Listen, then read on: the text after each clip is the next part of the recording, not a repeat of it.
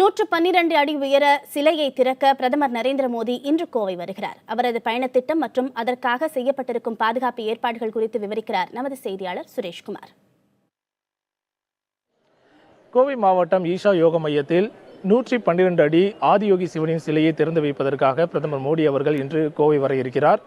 மதியம் 2:55 மணியளவில் டெல்லியில் இருந்து தனி விமானம் மூலம் கிளம்பி மாலை 5:20 மணியளவில் கோவை விமான நிலையத்துக்கு வர இருக்கிறார்.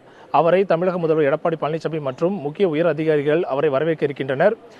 மீண்டும் தனி ஹெலிகாப்டர் மூலம் அவர் ஈஷா யோக மையத்துக்கு செல்ல இருக்கிறார். 6 மணி அளவில் அந்த சிலையை பிரதமர் மோடி அவர்கள் திறந்து வைக்க இருக்கிறார்.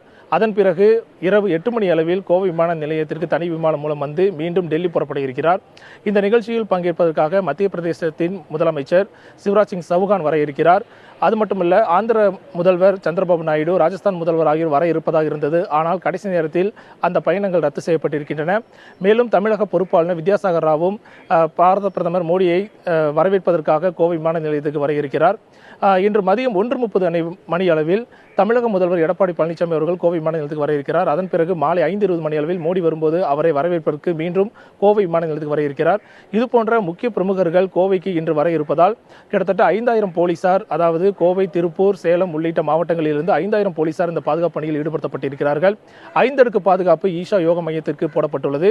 மேலும் மத்திய பாதுகாப்பு படையின் கட்டுப்பாட்டுக்குள் தற்பொழுது ஈஷா யோக மையம் வந்துள்ளது. அதனால் வெளியாட்கள் யாரும் உள்ளே நுழையாத வகையில் பாதுகாப்பு ஏற்பாடு செய்யப்பட்டிருக்கின்றன. நிகழ்ச்சி ஆரம்பிக்கும் போது மட்டுமே மெட்டல் டிடெக்டர் மூலம் சோதனை செய்யப்பட்ட பிறகு பொதுமக்கள் ஈஷா யோக மையத்தில் அனுமதிக்கப்படுவார்கள் என்று தெரிவிக்கப்பட்டிருக்கிறது. புதிய தலைமுறைக்காக கோவையிலிருந்து ஒளிப்பதிவாளர் தீபனுடன் சுரேஷ்குமார்.